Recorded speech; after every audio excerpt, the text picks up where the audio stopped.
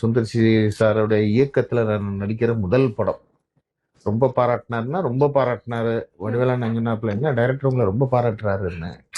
அந்த மாதிரி ஒரு நல்ல படம். அதுல கொஞ்சம் சீன்ஸ் கட் பண்ணிட்டாங்க. அது வழக்கமா என் எனக்கு கட் ஆகுற மாதிரி அதுலயும் கொஞ்சம் கொஞ்சம் சீன்ஸ் கட் ஆயிடுச்சு.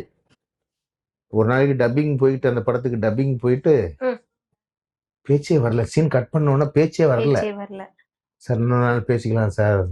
என்னண்ணே ஆச்சு? இல்லை சார் கிளம்புறான்ட்டு வந்துட்டேன். அப்புறமா இன்னொரு நாள் மனசை தைரியப்படுத்திட்டு அப்புறமா போய் பேசினேன். அப்படி நிறைய அதை கட் பண்றத அப்பப்போ ரொம்ப வேதனையா இருக்கும். நம்ம கஷ்டப்பட்டு நடிக்கிறோம் கட் பண்ணும்போது. மாரிசன்ல அப்படி இல்லை. அதுவும் அதே மாதிரிதான். நைட்டு 12 மணிங்க இங்க இருந்து கிளம்பினோம். வடிவேல் அண்ணன் வந்து மத்தியானமே சொல்லிட்டாப்ல. மத்தியானம் நான் வேற ஒரு ஷூட்ல இருந்தேன்.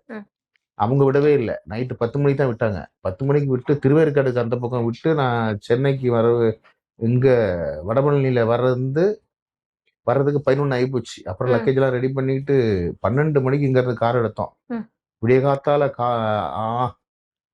9 மணி நாகர்கோவில்ல போய் சேர்ந்தது. 12 மணில கார் எடுத்து 9 மணிக்கு கார் எடுத்து சேர்ந்து காஸ்டியூம்லாம் குளிச்சுட்டு ஃப்ரெஷ்அப் ஆகிக்கிட்டு அவங்க நடிக்கக்கூடிய காஸ்டியூமை போட்டுட்டு போய் நடிக்க போறோம். அன்னைக்கு ஃபுல்லா எடுத்தாங்க. ஒரே பாராட்டு தான். என்னன்னா வடிவேல் சார் நமக்கு நல்லா சொல்லி கொடுப்பாரு. அவர் இப்படி அடிக்கணும் இப்படி அடிக்கணும்னு. நம்மளும் சேர்ந்து கொஞ்சம் கலந்து இது இப்ப வரப்போகுது, ரிலீஸ் ஆக போகுது.